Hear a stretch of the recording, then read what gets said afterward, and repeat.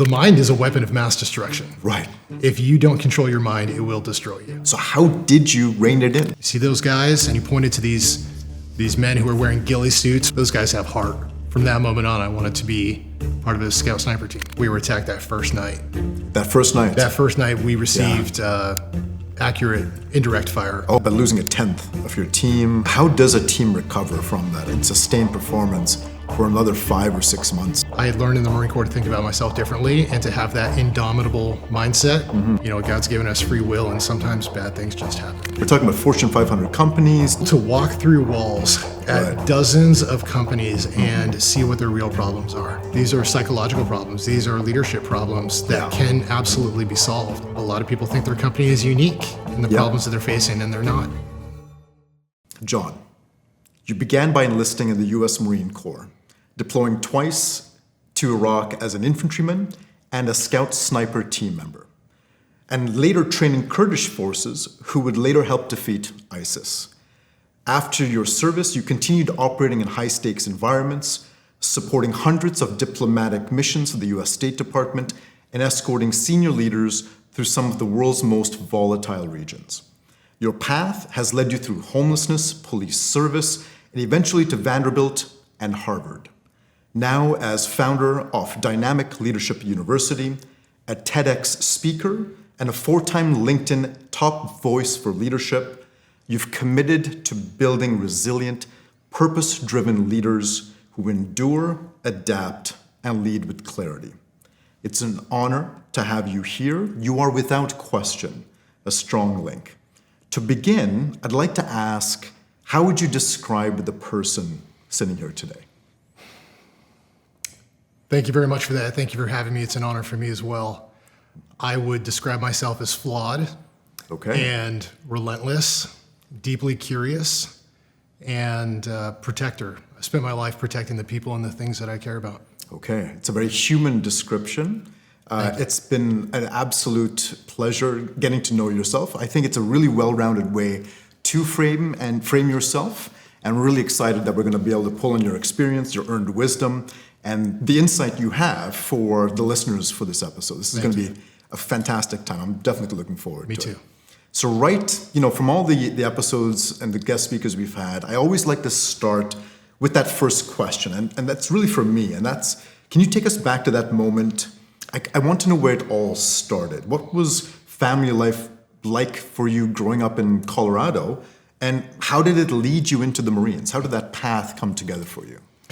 Yeah, so I grew up in Colorado Springs, and I was hiking in the mountains by myself every day. 5 or 6 years old. Oh, wow. And just spent every day out there, often by myself, and fell in love with, the nature, the beauty of the mountains there. Grew up in a Christian family. My parents were billionaires in the sense of having faith and love, but not great with money. And when they did have money, they gave it all away. They felt, I guess, like it was wrong to keep money. And anytime they had extra money, they found someone who needed it more than them. Wow. So I had this incredible example of character from my parents. And service, it sounds, especially to others. That's Absolutely. Really interesting. So I can just imagine like 5 or 6 year old running through the mountains and just connecting with what that life is going to look like. So let's say going into high school, looking forward, what did that life look like to you? What were you getting ready for, let's say? Yeah, I didn't know. I didn't have a lot of mentors to help me think about what my future looked like. The one thing that I had was martial arts. I grew up doing traditional martial arts. And that was my passion. So every day after school, if I wasn't hiking, I would bike a couple miles to karate or taekwondo or whatever gym I was at and train until dark and then bike home. What got you into the martial arts? My aunt and uncle own a martial arts school. So that was always in the back of my mind. And remind me again, military family? My grandpa had served during the Korean War. So he had a little bit of an influence on me, but no one else. So you're trying to find yourself through high school. You mentioned that there were some challenges with income coming in. How did that affect your life? How did that affect the life choices you were pursuing through high school and beyond, for example? Yeah, great question. So I got my first job at a restaurant. Okay. And was lucky enough to get a job that paid better than some of my friends. Okay. And this then is during your time in high school? I was probably 16. Okay, sure. Sounds good. And I remember thinking that I was making more simply because I had chosen possibly a better job. Okay. And then changed jobs a couple of times, took a 50% pay cut, got paid twice as much at the next job. And I realized that these decisions I made in terms of which direction I went had massive implications in terms of the benefits for me and also what I enjoyed doing. Okay. And so that was my first hint that by taking a risk, by jumping into something new or carefully thinking about the path that I was going to take, that I could find better paths than just what was put in front of me. So you're doing that, you're getting some insight into you have command over your choices and there's going to be different paths ahead.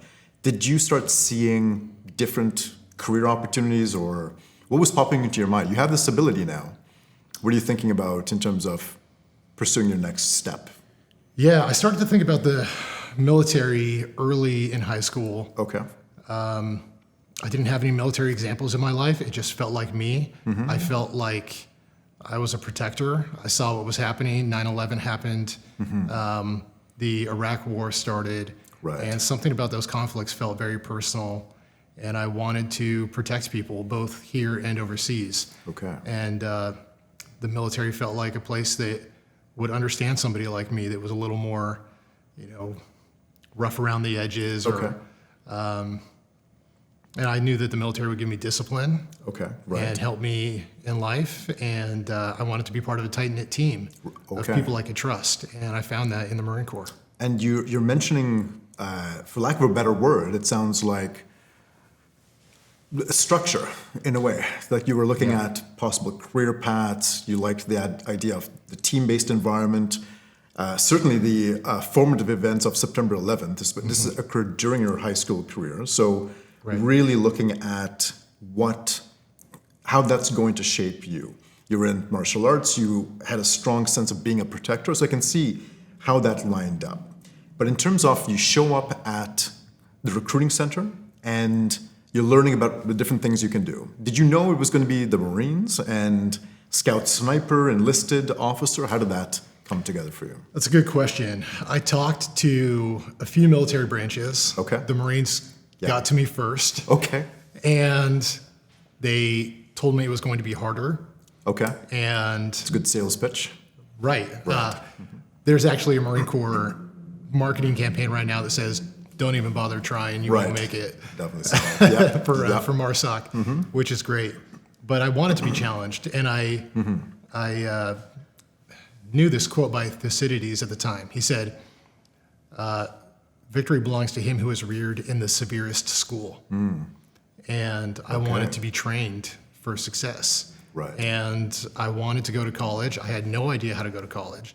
Nobody in my family had ever graduated from college before. I didn't understand anything about student loans or college applications. And I ended up dropping out of high school when I was 16 to work full time. My dad got laid off, and I felt like I needed to be able to take care of myself and other people. And because you mentioned you wanted to look at college, you dropped out of high school, but this was an avenue to get into college that you were taking a look at. So I thought that by joining the Marine Corps, I would gain the discipline to help me succeed in college a little bit later. Which, looking back, made sense.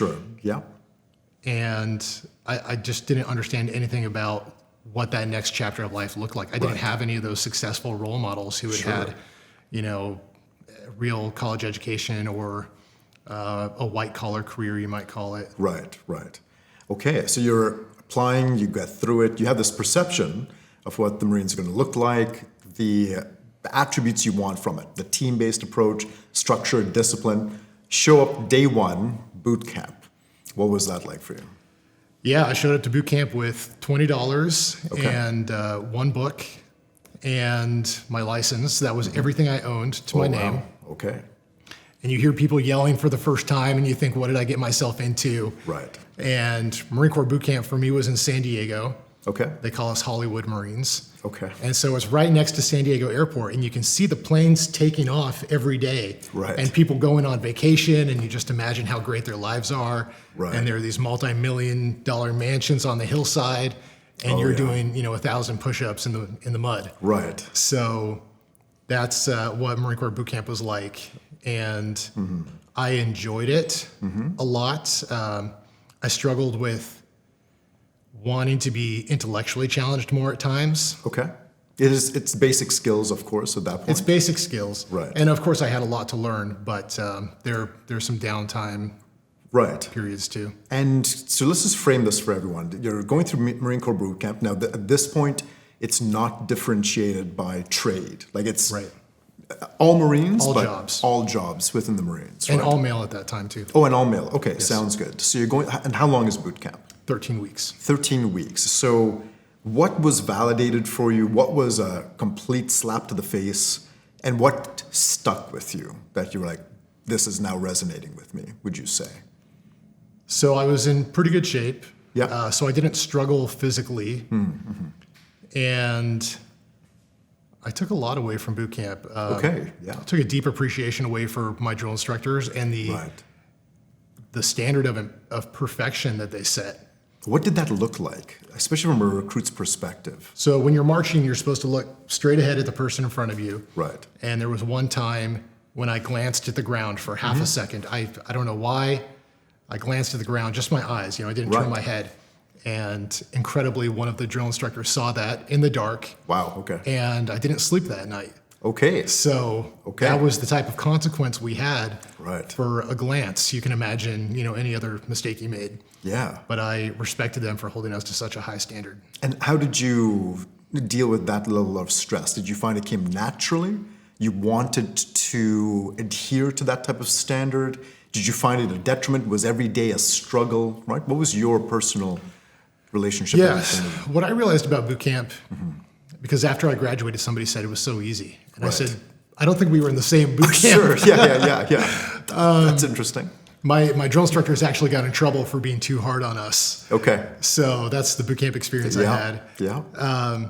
He said it was really easy. And I thought, we were not living the same experience. And what I realized was that how hard boot camp was depended on the character of how you showed up. Okay. And so for me, I was expected to be perfect. Right. That's the standard that was set. You do a push-up, you go all the way down. Right. And there were other people who did a half push-up whenever they noticed Somebody wasn't looking. Right. And so I was playing a different mental game, I guess you would say, than some other people. And why? What drove you to do the full push-up, for example? I think it's an issue of integrity. Okay. Not to take anything away from other people course. Right. who were struggling. I mean, it's a tough experience, but Absolutely.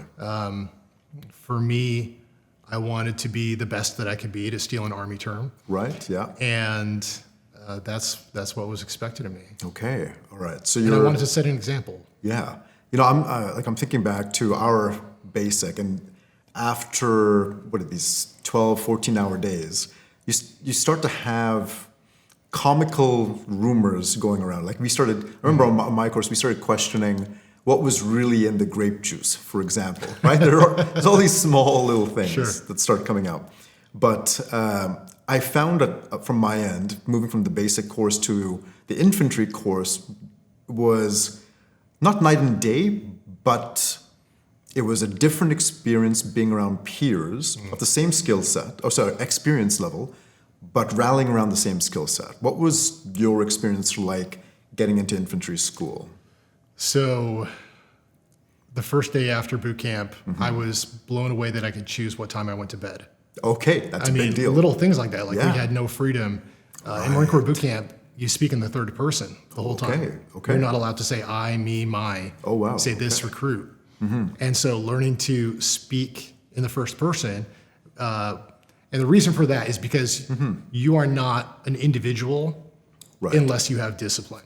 Oh, interesting. That's the kind of the concept behind that. And so you earn your individuality right by having discipline. Okay. And I remember just being blown away that I could choose what time I went to bed and things like that. Right. So there was some adjustment after boot camp for sure. Yeah. And then I went to infantry school.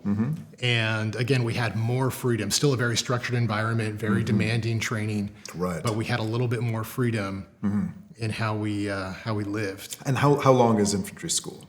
It's about 2 months. 2 months. And if I just take a step back here, why did you pick infantry to begin with when you applied for the Marines? What was the vision you had at that point?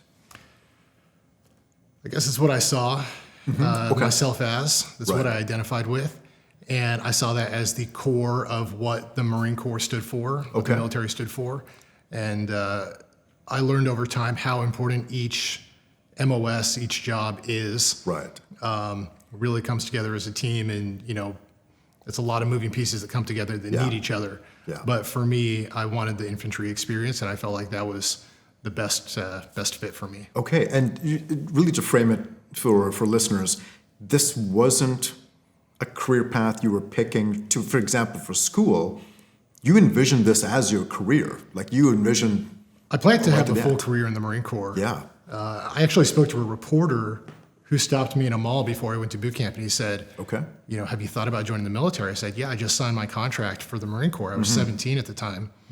And he said, well, they've got all these great enlistment bonuses if you do this job or that job. And I said, I don't want an enlistment bonus. I want to be infantry. Just right off the get-go, yeah. And I'd scored pretty well, so I had actually the opportunity to do any job in the Marine Corps. Okay. And I don't know, I guess I just wanted to be infantry at the time. Right. Well, I mean, I love the infantry. I obviously have an affinity for that trade, so it makes sense.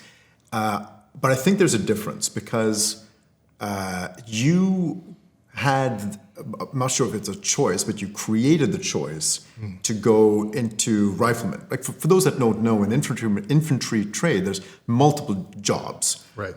So why don't you give us a rundown of some of the Marine jobs within infantry, and how did you end up in the one that you got? Sure. So there's riflemen, which is probably what you think of. They kind of do all of the infantry jobs. Okay. Then you have machine gunners who focus on the heavier machine guns. Right. You have mortarmen who carry mortars, which are indirect, fire weapons. Right. But I wanted to be a rifleman. And so one night, it was about 4 a.m. We had just woken up, and they were dividing us into lines for each of the specialties. Okay. And they put me in the machine gunner line. Right. And I was pretty upset about that because I did not want to be a machine gunner. It's just not how I thought of myself. Sure. Nothing wrong with machine guns. No, but to be honest, my first glance at you, I would think machine gunner, just from the size and muscular, I get it, but. So they put me in this line. They said, you have to be a machine gunner, and I waited till they left, and then I snuck over into the infantry line. So you could call that an integrity thing, but I knew who I wanted to be, and that was important to me. Why was it important to you? Like you obviously snuck your way into that other line, but you needed to do that. So 0311 is the MOS for infantry riflemen in the Marine Corps. Right. And 0311 is kind of the pathway that sets you up for the special operations community. Okay. And again, they take all jobs, right? You go through training to become a critical skills operator for MARSOC or whatever. Right. But I saw 0311 as kind of the path to special operations. Did you know much about special operations at that point, or just they exist and they still represent the toughest schools, and that's what you want to be a part of? I learned as much as I could at that point. Yeah. The internet wasn't what it is now. Absolutely. Back then. Right. So I learned a lot, and the movie Tears of the Sun actually had a pretty big influence on me in high school. Very intense movie. Yes, definitely.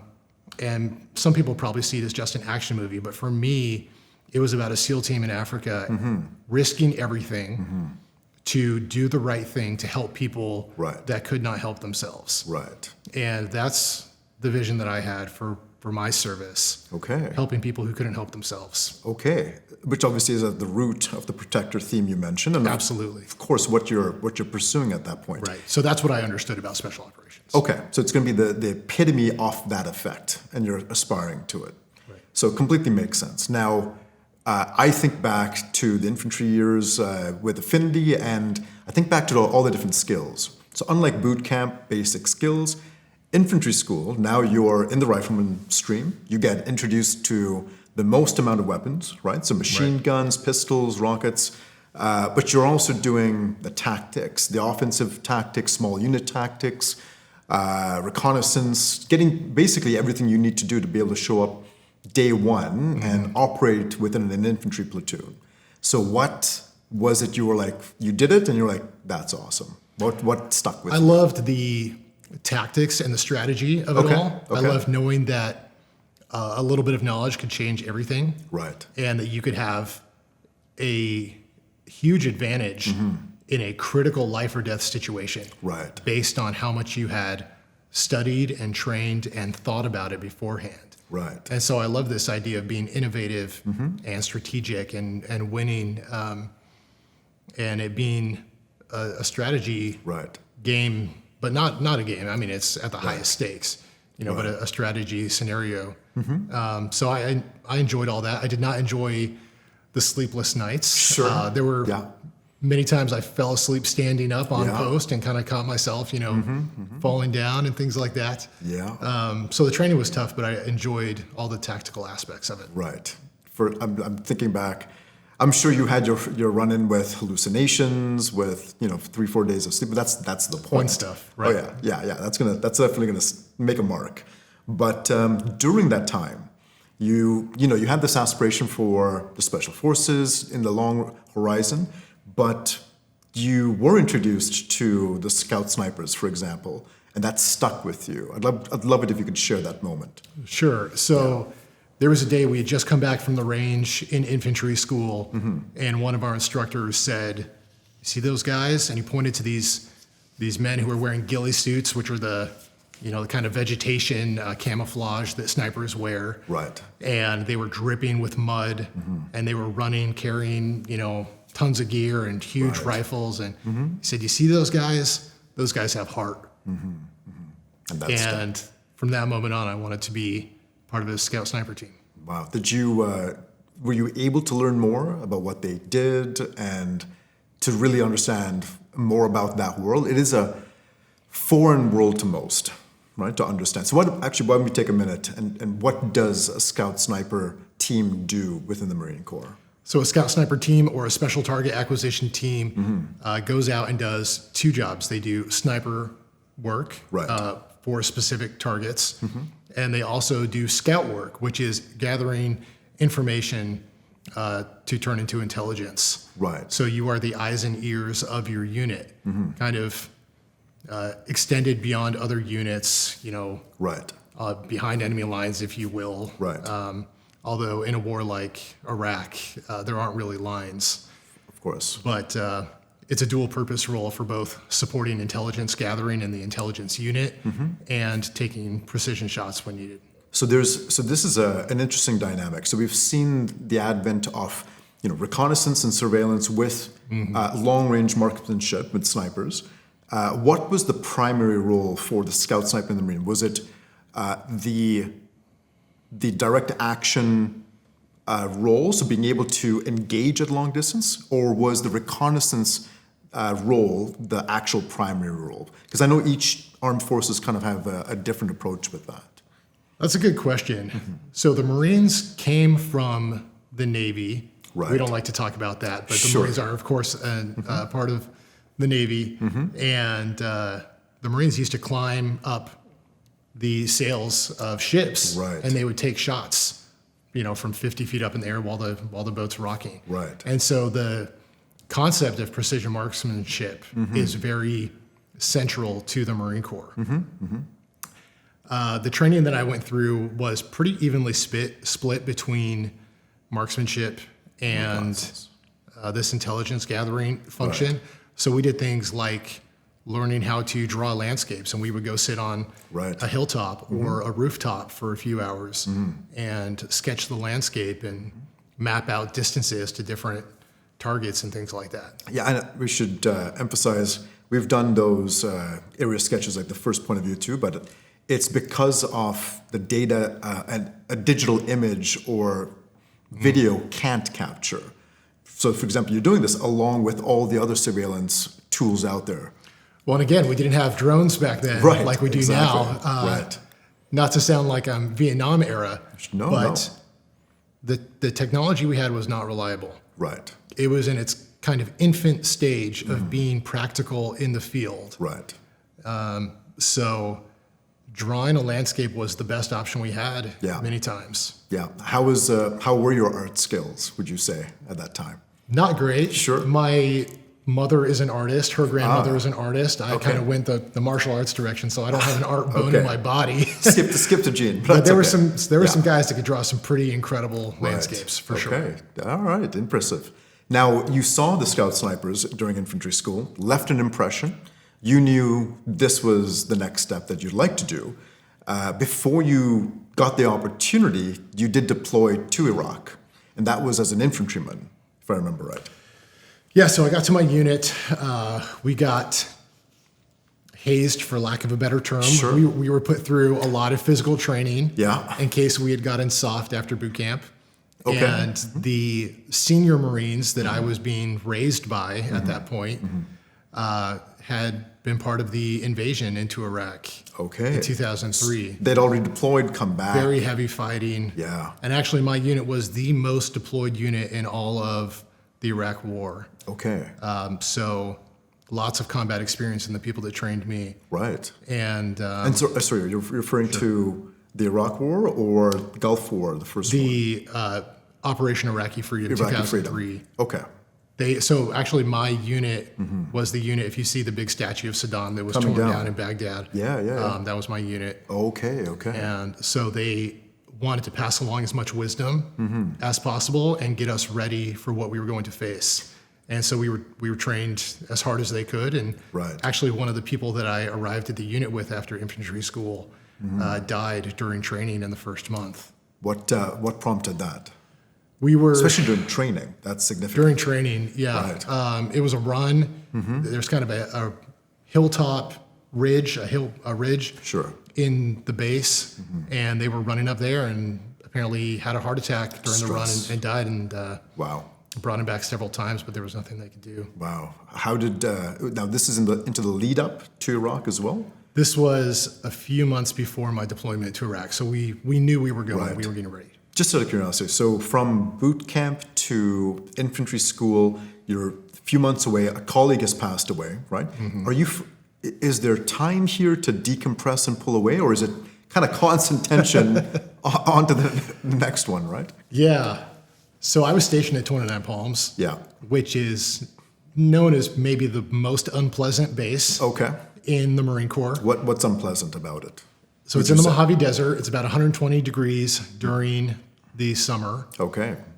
Temperature does not drop below 100 degrees all night. Okay. There's a septic treatment plant right there, so it smells terrible. Downwind, okay.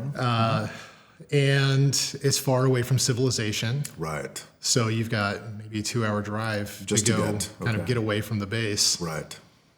And actually, when I was in infantry school, we were waiting to find out where we would get assigned, anywhere in the world.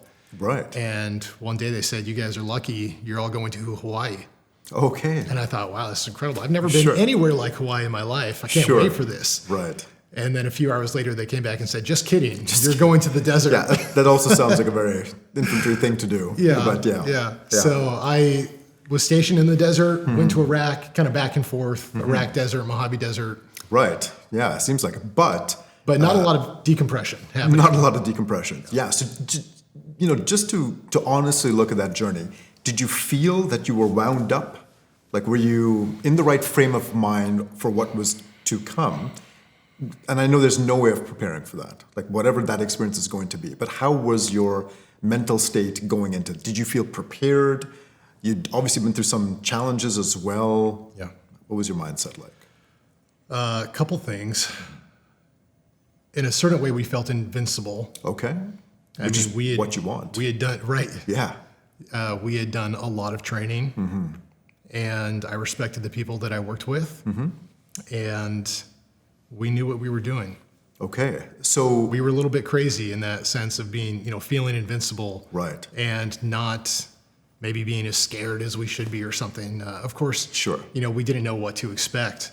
Right. So the first day we got to our forward base before we went to our final outpost. And actually, I think it's important to kind of describe these stages because Sure. you're coming from the Mojave Desert, and now you're through each of these stages are slowly ending up in a very remote part of Iraq. So what were those stages?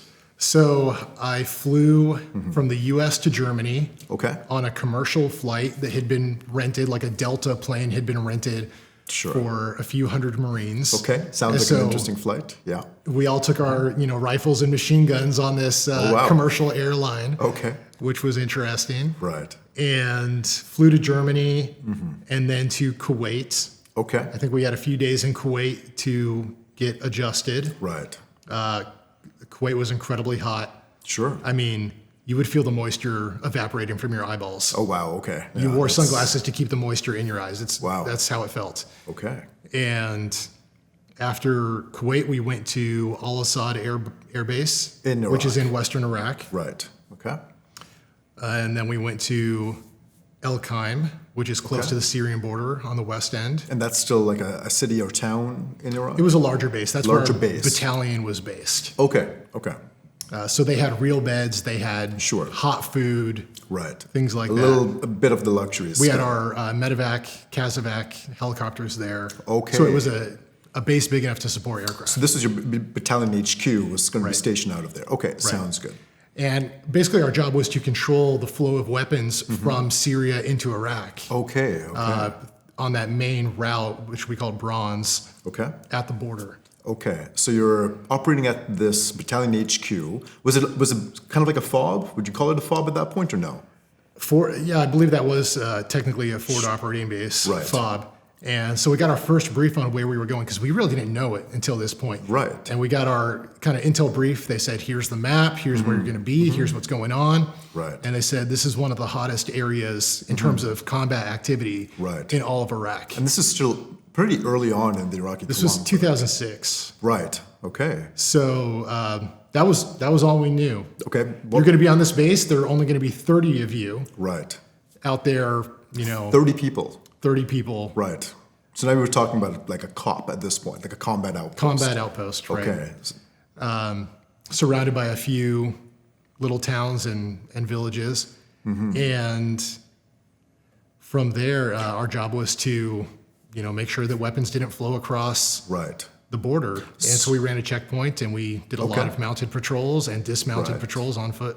So you're in this forward operating base, this battalion HQ. There's still hard shelters. There's a bit of civilization still at this location. Right. You're looking at that map and you're figuring out, okay, you're going to be at this small little dot in the middle of nowhere. 30 of you on the ground. That's the footprint, right?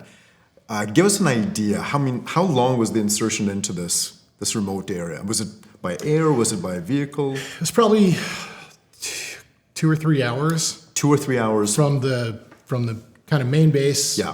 to our combat outpost. And so we knew, backup was not going to be there Yeah. instantly.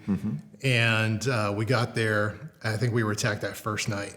That first night. That first night we received accurate indirect fire. Oh, wow. I mean, so especially with the COP, I can just imagine the prepared offensive states on that fixed position. Like, it just makes sense that it's going to be walking into a target on your back, it sounds like.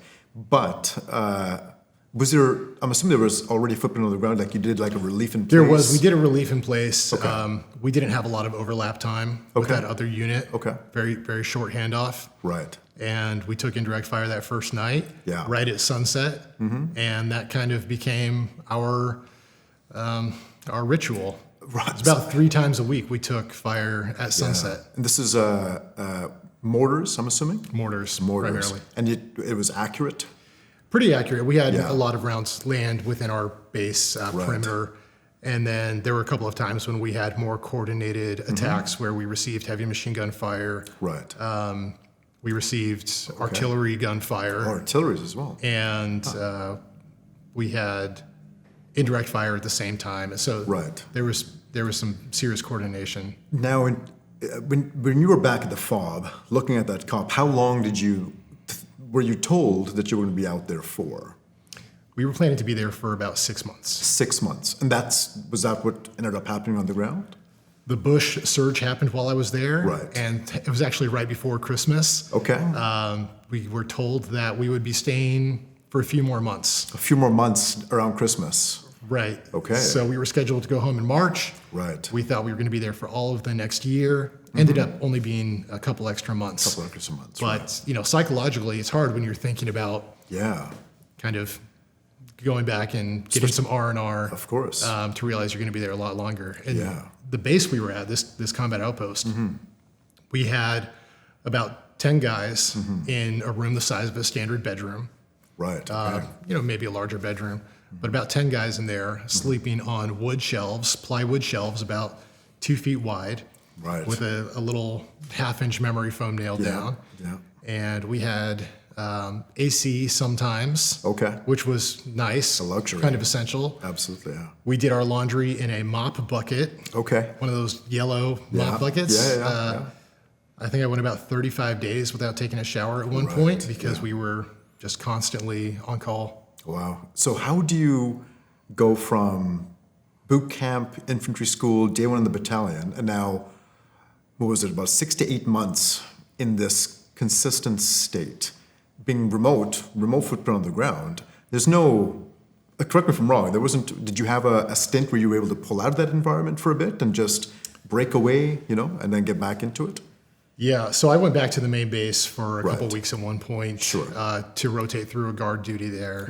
And that was nice to get some real food because we lived off of MREs. The whole time? Military meals ready to eat most of the time. Right. We had MREs and then we got some huge shipments of Pop-Tarts or something occasionally. And I remember we had blueberry Pop-Tarts with frosting and we had strawberry Pop-Tarts with no frosting. And all I wanted was a strawberry Pop-Tart with frosting. With frosting, So little things like that. But, we lived off of MREs for a few months and then we actually ended up getting a cook towards the end. So we were used to it. MREs for a few months, what's that like? That, I think, is a whole different...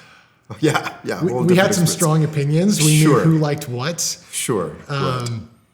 But I think that people are incredibly adaptive. Right. And we got used to it. Yeah. It wasn't a big deal. Of course, we dreamed about food, but it wasn't a huge deal. We were used to being through a lot. You mentioned, very early on, looking at the Marine Corps, and you wanted to look at structure. You mentioned teams was a big part.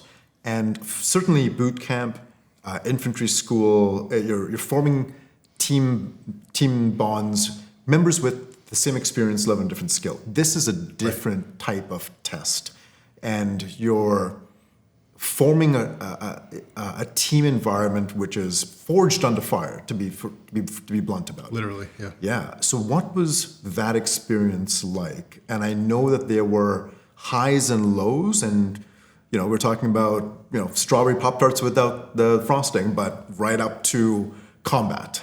And going through all of that with your peers, right? How was that? Because you were looking for teams and that bond. How did that frame your mind? I was. There were people that I had a lot of respect for, and as a team, we operated very well. Right. There were people on our team that I may not have ever crossed paths with. Sure. Coming from different worlds. Right. I mean, the military really is the melting pot, especially in the U.S. is how I think of it. People from all backgrounds come together, and you put your life in the hands of someone else that you trust from a totally different background. Right. And it doesn't matter what race, color, creed, you are a Marine, and you are going to take care of each other no matter what. Yeah. And I wish that more people had the experience that I had of literally putting your life in the hands of someone that comes from a different background. Yeah, that type of trust, day in and day out for months in a high-threat environment, I can just imagine what that was like. Right, because you're asleep and someone else is watching over you. And if they fall asleep, you could both be killed. Yeah, absolutely. And so is there a moment or a story or a peer that sticks in your mind as embodying that type of commitment and trust? Yeah, so we had JP on our team, on our squad. Right. I was first squad. And he was a little bit older. Right. And he was really the glue that held our team together. Okay. And it was unofficial. He didn't have the seniority of rank. Sure. No one had put him in charge. But everybody knew that when JP told you to do something, Right. he was probably right. And you should Okay. probably listen. What gave him that authority? Was it his experience? Was he, you said he was a bit older, but does that mean he had been with the battalion for a while? Or was he also through the same recon school? Yeah. He had been through recon school. Oh, okay. Okay. And unfortunately got a DUI on like the last day Right. of training. So he'd gotten and so through. he had some advanced training. He had, I think, a year of college. Right. He was a couple years older. And this was very like Lord of the Flies. Sure. Right? I mean, I'm 19 in Iraq. Right. Most people there were 20 to 23. And we had a couple of people in their mid to late 20s. Right. And that was really our entire base. I don't think anyone was over 28 on our entire combat Oh, outpost. wow. Wow. Very, very young. And so I was 19. I was probably the youngest. And JP being about 23, he might as well have been, a general at that point. I don't know. Right. Makes sense. But I think that his influence came from our respect for him, for his competence, for his tactical ability. He had been through training that we didn't have. And he was in great physical shape. Right. And when he made a decision, we usually realized he was right. And I think that's a big part of leadership. Right. People might not trust you initially, but when they see that you were actually right in the long run, over and over, then they realize they should probably trust you. Right. It's in their best interest, in essence. Right. Okay. And so you could also imagine a bunch of young guys stuck with nothing to do. We got in some squabbles here and there. Sure. I got a black eye once. I knocked him out. And JP was kind of the moderator to say, hey, you were right, you were wrong. Yeah. And even though he was the same rank as us, his influence was outsized. And I think every team or many teams have that. They have the people that are not necessarily in charge, but leadership is not about a title. Yeah. It's about the way that you are able to lead people and the respect that they have for you.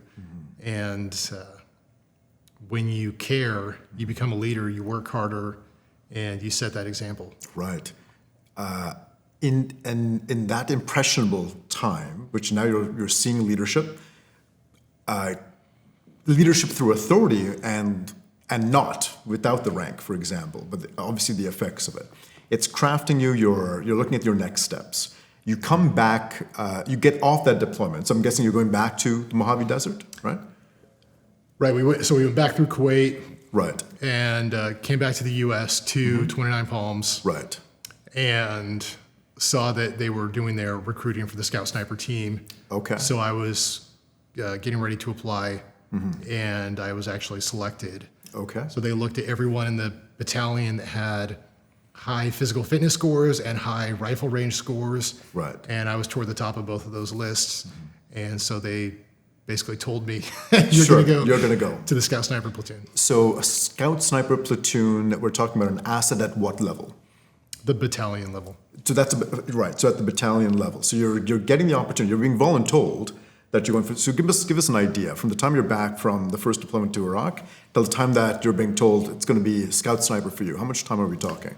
Maybe a month or so, a few weeks. A few weeks. So we already knew we were going back to Iraq. That was like, hey, we got back from Iraq. Just so you guys know, in a few months you're going back. You're going back. Wow. So that was our decompression. I feel like the first few years here is marked by just a few short month or two breaks in between these chapters. Right. But so I got back from Iraq in March 2007. Right. And I went back to Iraq in February 2008. So less than a year. Yeah.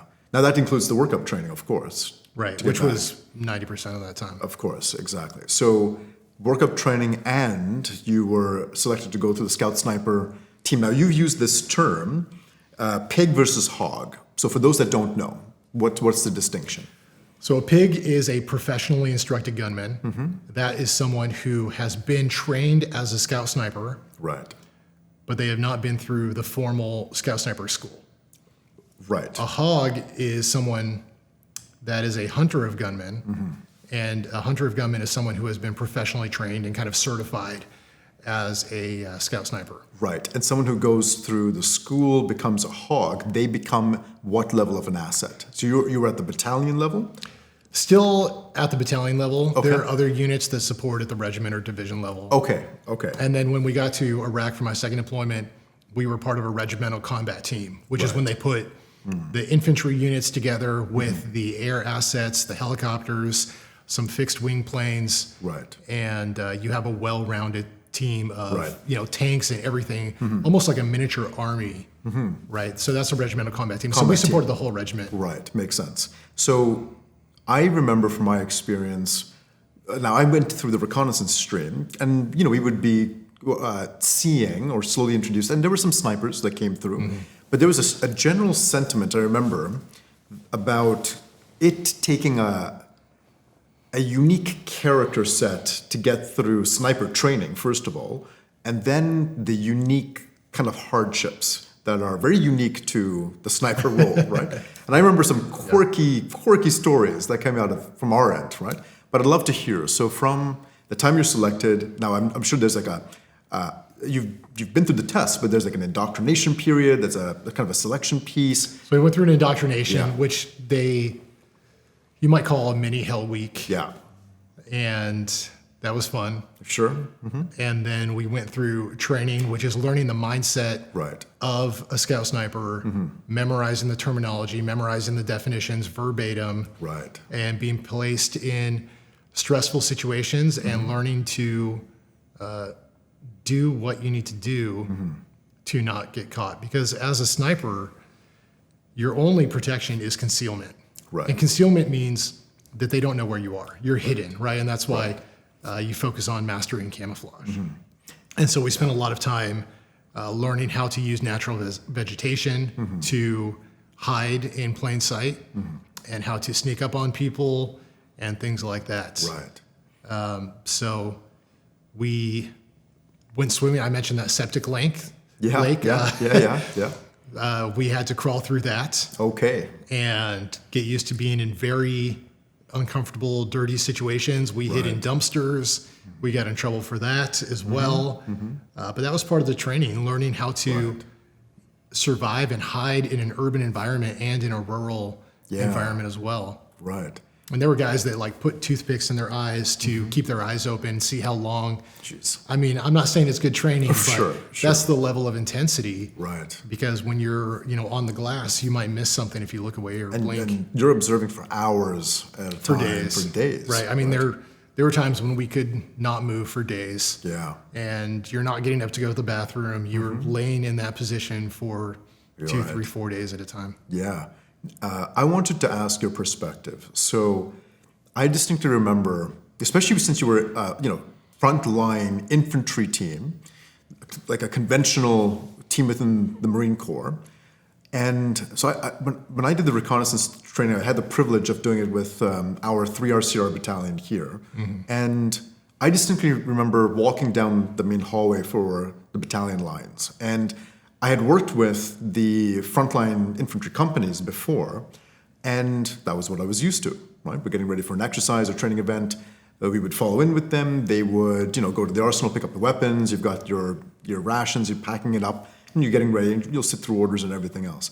But I distinctly remember the other side of the aisle, which was the reconnaissance teams, the sniper teams, and I remembered so well. We had the unique opportunity to do a joint exercise with, I think it was 3RCR at the time.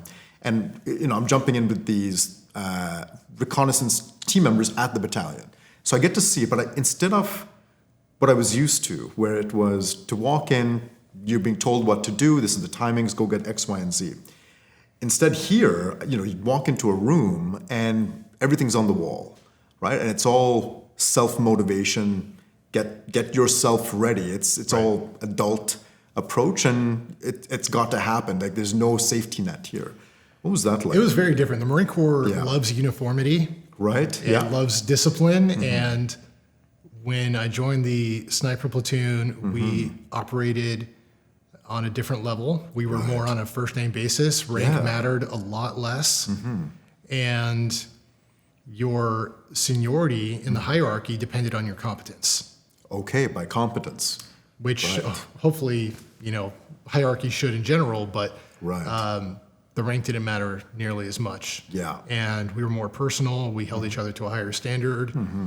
And we got to innovate more. We got to be Right. more creative.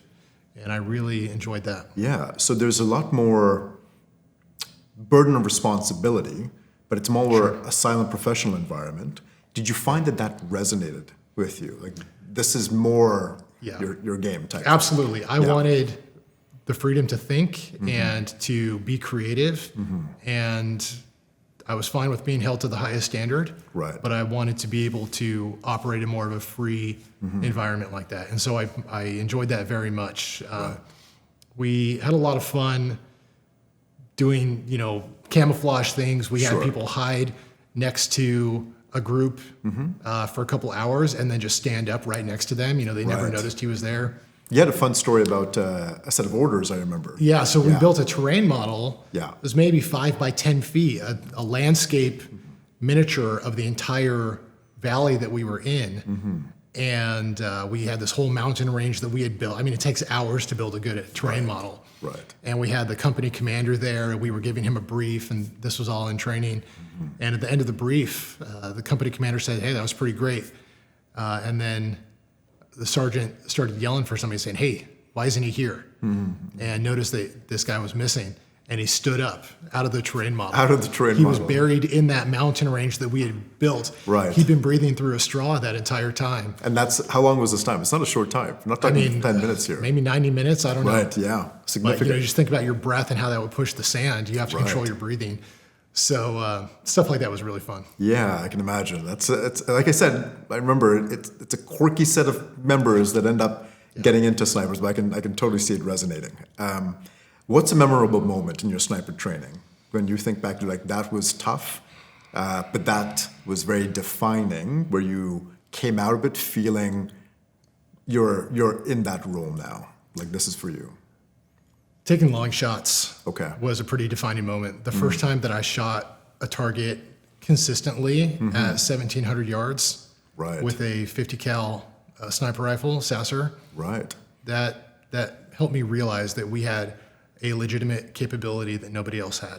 Yeah. And so from boot camp, I could hit 500 yards consistently with iron sights without a scope. Right. But 1,700 yards is just totally different. So we could do something that nobody else could, truly. Right. Yeah, that must have been a real big confidence boost. Now, you knew you were going back to Iraq. More than likely, correct me if I'm wrong, were you expecting engagements out to that distance, or did your experience teach you it's probably not going to be the case? So during my first deployment, we found a lot of explosive devices. Right. And we found some of those by driving over them. We found some of them by spotting them before we drove over them. Right.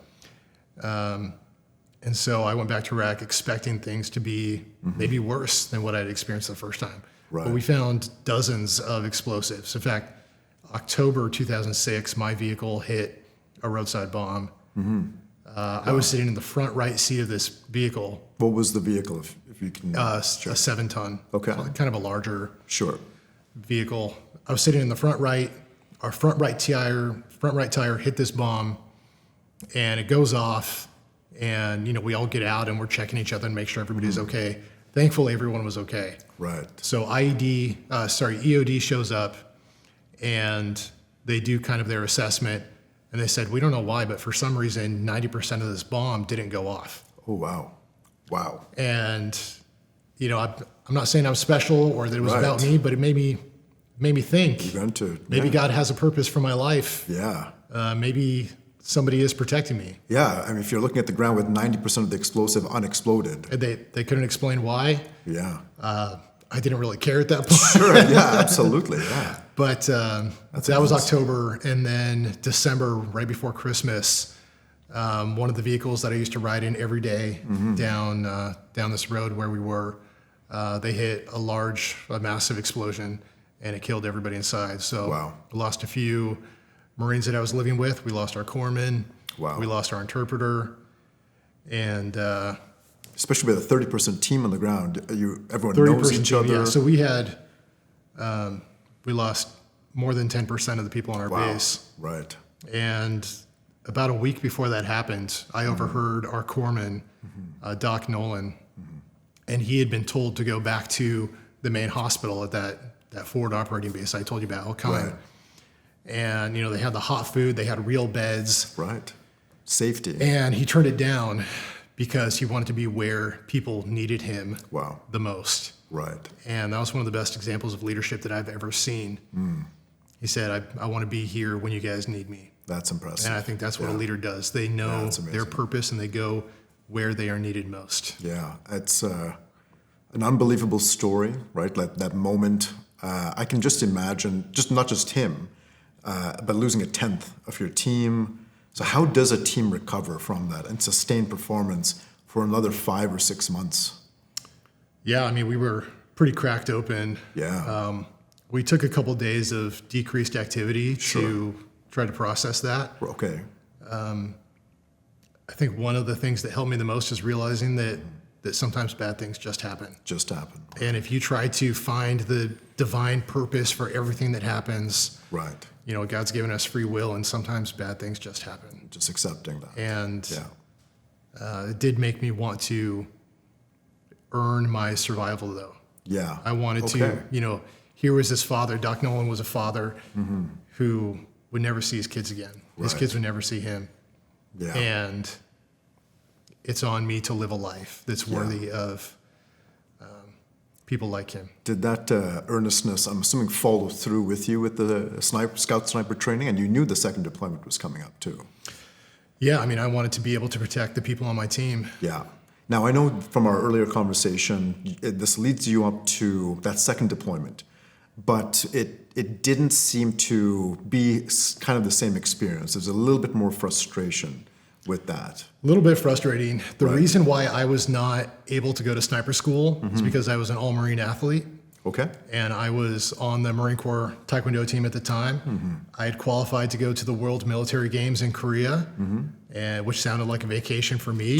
Go to Korea for a couple weeks, and government was going to pay for me to do that. I had approval kind of all the way up the chain to do that, so I was excited about that. And it overlapped with the beginning of our deployment. Okay. So I was hoping I could go there for a couple weeks and then meet up with the team. Right. Eventually, someone up my chain said no. Oh, okay. And so, which was fine. I mean, my job was to be with my team and support them. Right. And that was more important. I think that was the right call. Right. But I was frustrated that even after they denied that travel for me, that my team wasn't used as much as we hoped to be. Right. You had the skill set. To frame it well, you did deploy as a scout sniper. I was on a scout sniper team. Right. Bounty Hunter Zero was our name. Okay. And we deployed again to Western Iraq. We bounced around where we were needed. So we were in Haklania, Hit, Haditha Dam. We lived in a dam. There's a massive lake there, and we lived in this huge dam complex for a while, which was really interesting. Right. So we got to run some missions, but not as much as we hoped to be. Sure. Okay. So I can understand the frustration. And you had, we've talked about this when it comes to strong links, this concept, and really the damage that can be done with the loss of trust. And you had some particular examples with that, and also some great examples of leadership, like the one with General Mattis, right? But would love to have you share from that context in terms of your experience. Yeah, so we had, on my first deployment, we had an improvised explosive device we found. We spotted before we got to it, and we saw someone running away that we were sure had just planted it. Right. And so the leader that I was with, the team leader, we caught this guy and we made him go defuse the bomb. Yeah, you had visual confirmation seeing him leave. We knew he was a bad guy. Right. So we made him defuse the bomb. Right. And he had the audacity to go and complain to our colonel that we put his life in jeopardy. That's the kind of situation we were dealing with. And so my team leader was demoted because they wanted to show the public, the local populace, that we were doing the right thing and not, being mean to civilians. Right. And I think there was a much better way that could have been handled. And it broke faith with that leader. Right. And once a team or a group loses trust with a leader, there's really nothing you can do to gain it back. Yeah. I mean, it would take something pretty extreme. Right. When you feel like there's bad faith and someone has sacrificed what's best for you for something politically expedient. Yeah. And so that was a very rare thing in the Marine Corps, and I understand why it happened, but I think there were much better solutions. And so one of the things I learned is that, having people's trust is a sacred thing. Yeah. And once you break it, you're not going to get it back. So that was from your own leadership development, and I'm certain the continued development you do with other leaders, realizing there are these red lines that once crossed, that's it. Like you're going to lose that trust, unless there's an extenuating circumstance to bring it back together, for example. Because leaders can say whatever they want to, but the reality is what happens when push comes to shove. And in those critical moments, stories are going to be created. Right. And as a leader, you want to create exceptional stories. Yeah. And this is something that General Mattis did so well. Right. One of those stories is about him going up to a Marine who's standing guard duty on Christmas Eve, and him as a general taking over this private role, relieving him, saying, hey, I'm going to stand your guard duty tonight. Wow. And letting this young Marine go spend time with his family. Wow, it's very impressive. That's a small gesture, right? Right. But that story is echoed for, I think, decades now. Right. And that's the type of thing that leaders need to consider. Yeah. When things get hard, it's what you do in those critical moments that people are going to talk about for a long time. Yeah, that's something I think is taken for granted, where if you're in a leadership role and despite what your perception is, a legacy is forming. Whether that's going to be one in your favor or not, it is a reality. So, for example, I see this in companies. Are you going to lay people off at the first chance of trying to save some money, or are you willing to take a pay cut yourself? Right. Yeah. And people remember. Of course, especially especially with layoff, they may be coming back and rejoin, and you may need to rely on them again. Yeah, it's a really interesting point. And if I were to pull on this a bit more, so it's been really fantastic learning about the journey, getting up to the second deployment, getting into the scout sniper role, learning about how you were forming and developing. Now, I took his context when I was sharing this initiative, the Stronglink podcast, and how we were really looking to resonate and enable those critical enablers and leaders. And these are the members that tend to stand out. They stick their neck out. They want to raise the bar. They want to drive the mission forward. And they want to deploy their own unique skills and talents to do so. They want to take ownership of that. That's what we find really helps define a strong link. So in your experience to that point, what or who may have been a strong link that sticks in your mind that kind of best embodies that concept, and what attributes frame a strong link in your mind? So I think what makes a strong team is having a team full of people that care. Right. And when you care, you become a leader, and you take ownership. Right. And a high performing team is just a bunch of people that care about the work and care about each other and perform at a higher level because of that. Right. So I think JP on my team was that unspoken leader who cared the most and set the highest standard, and that we all look to. And I think every organization has those people, regardless of rank or title, the people who have a higher character about the work they do. They expect more from themselves, and they're truly committed to the team and the project. It's really interesting. So that's a question I've asked our senior leaders are from the defense sector, from aerospace manufacturing, healthcare, for example. But what I really liked was your response was grounded in the team, which really is at the core of the link aspect of the strong link. And what I really liked was it was grounded in that the member who cares the most, and that is going to frame their impact and their definition of being that asset.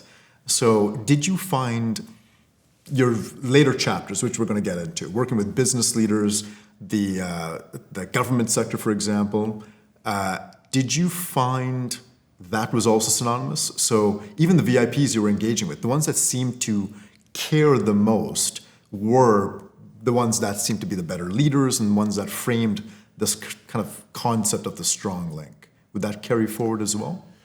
Yeah, very much. The people that care the most in any environment are probably going to be doing the most, working the hardest, doing the things that they might not get credit for. Right. So let's go into that world. You moved from your time with the Marines when you wanted to kind of take a break from that world, but pursue a different opportunity. So talk us through that journey. So after my second deployment, I came close to re-enlisting and decided I was going to just catch my breath for a minute. Sure. We had done back-to-back workups, back-to-back deployments. Right. I didn't want to go back to Iraq again. I said, hey, if you guys go to Afghanistan, I'd like to go change the scenery. Sure. And I grew up in the Colorado Rockies, so I wanted to go see the Hindu Kush Mountains too. Sure, absolutely. And I heard great stories about the people in Afghanistan as well. Right. But I thought I will get out and kind of catch my breath for a minute and see what civilian life is like. Right. And I thought I had a job lined up to work with State Department in their high threat protection, diplomatic security service. And so I went through their training, which was a pretty cool course. We got to do a lot of off-road driving. Right. This is not military. This is private contractor. This is private contractor for State Department State contracts. Department. Right. And so I got personally trained by a NASCAR driver on a racetrack, and that was fun. Off-roading in Jeeps. It's incredible what those Jeeps can do. Sure, yeah. We went through like the air marshal shooting training. Right. Fast, accurate pistol shooting. Okay. And so that was a great course. Right. And that put me on the wait list to go to Iraq or Afghanistan for high threat protection. High threat protection. And for those that don't know, what is high threat protection? Yeah, it's basically the State Department's bodyguard force. Okay. So we were in charge of diplomatic security, keeping ambassadors and U.S. congressmen and women and senators safe. Right. When they go to these more dangerous areas. Right. Now, you get through that course. It sounds like an amazing course, especially building on the skills that you have.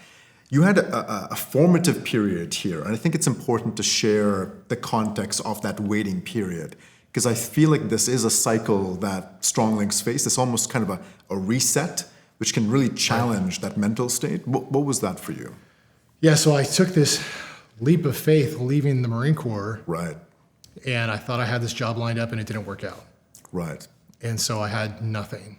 Just waiting at this point. And I had gone from being in the Marine Corps, being part of this invincible, tight-knit team where everybody had each other's back and we all protected each other, to being homeless and alone and unemployed. Right. And kind of watching my life collapse. Right. And feeling like I was in the wrong movie. Yeah. So the reason I'm asking about this, because even in my own experience, there was this reset moment for me right after the first round of layoffs at Bombardier, for example, and which is where I worked. And despite any of my best efforts, there was no avoiding it, and there was a kind of a hard reset to life at that point. But it can be a really tough thing to come out of. How did you get through that stage in your life? I had found this temporary, part-time, dead-end, minimum wage job, which was not fulfilling, to say the least. Right. And I knew I didn't belong there. Yeah. And I remember driving home and just kind of zoning out, thinking about how everything was falling apart. And that's when I totaled my car. Oh, wow. Okay. I was just so distracted, focused on, despair, I guess, in that moment, that I totaled my car. And maybe I should have learned that negative thinking has consequences, and focusing on your problems too much is going to make things worse. Right. But losing the car that I was living out of really didn't help. Yeah.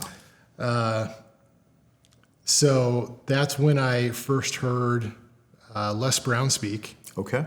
I came across one of his videos on YouTube and really had a profound impact on me. And I believe that God used him in a significant way to help me think about my life differently and to be curious about what I could achieve. Right. And so if I remember, this is what sparked looking back at those formative moments that were defining you, high performance, teams, the responsibility. And you noticed a gap of something that was missing, and that was going to be what you're looking for going forward. And I know in our discussions it was that team and building that team around you. Now, thankfully, you were looking at different paths, potentially getting back into the Marine Corps, but you did get the call. You did get the call from the State Department. Eventually I got the call, but part of what I learned in that moment Right. of everything crashing down was that I learned to think about myself differently. Okay. And before the Marine Corps, I was a poor kid. Sure, yeah. I was a high school dropout, and I didn't really have a future. And I faced this moment then when I thought if I join the military, that'll help me become a better person. Right. I don't know what's on the other side. Right. It felt like a dead end. Yeah. Nobody had helped me go to school. I didn't know what it looked like to have a career. Right. And so I had learned in the Marine Corps to think about myself differently and to have that indomitable mindset, and learned that from some of my martial arts instructors as well. So talk me through that mindset. Like, it's such an easy thing to do, to go down that rabbit hole and just self-persecute yourself to get into that situation. The mind is a weapon of mass destruction. Right.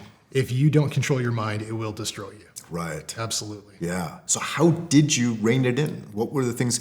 Would you shut your mind off? I had to realize that the things that I was going through were not a reflection of who I was or my potential. Right. They were part of my temporary circumstances, and that I could learn from that and I could do better. Right. And maybe I'd made mistakes that led me there, but I wasn't just a homeless, unemployed person. Right. I believed that I had more potential, and I had to prove it. Okay. And so I set off to prove it. I started off in community college. Okay. Took my first classes, and did well. You should frame it at this point. Prior to that, you had completed your high school during your time at the Marines. did, yeah. So part of my requirements to join the Marine Corps was to get a high school diploma. Right. And so I found like an evening school program that let me kind of check some boxes to get my diploma. Right. So you're waiting for the State Department. That's when you chose to do the community college classes. I started community college classes. Right. And I was just knocking classes out one or two at a time. Yeah. I had taken a couple classes while I was in the Marine Corps too. Right. And I was literally paper mailing assignments back to the U.S.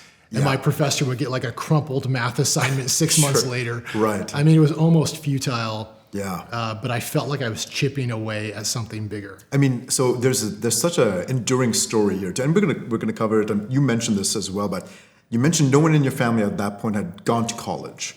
We already know from your introduction, your path gets into even Harvard at the end. But if you can remind me and just frame it for a minute, how many academic institutions have you engaged throughout your career so far at this point? I've gone to about 9 colleges and universities Right.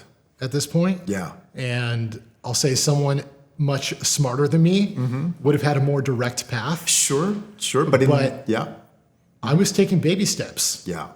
And I felt that those baby steps would add up. And so I went to, one community college, and then I went to 4-year school. Right. And then I worked my way up. I still think, I know you say someone smarter might have gotten a more direct route, but in the absence of that mentorship, the advising, in the absence of, I've seen this being one of the more enduring qualities with strong links, in the absence of that knowledge or that direct path, they're still executing. And that's still that momentum that I find very enduring with strong links. So really makes sense. Now at this point, you get the call, and now you had a period of time where you're acting as this close protection team, and you had some very interesting VIPs that you were engaged in. Yeah. So I got the call. Yeah. They said, hey, we need you to go to Iraq in like 2 days. Right. Yeah. Okay. And I said, okay. Right. Great. So I went to work, and like the next day, and I told my boss, hey, I quit. Right. I'm going to Iraq tomorrow. Right. And I'm sure she thought I was making something up. Sure. But it was true. Yeah. And maybe she'll hear this and she'll be like, wow, he's telling the truth. He's telling the truth. Yeah. But, why not? Yeah, I went to Iraq the next day. It's crazy. And went to Baghdad, worked with a bunch of different State Department teams. Right.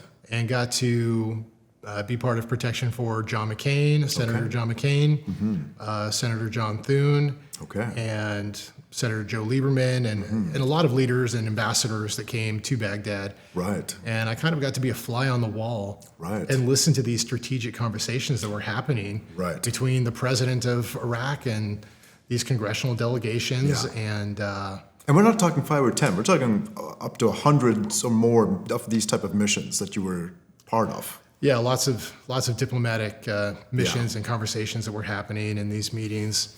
And I felt that if I wanted to have more of an impact, that I needed to become more of a strategic leader. Right. So I want to touch on two things. And I found with strong links, one of the more embedded attributes is this alignment of purpose and values.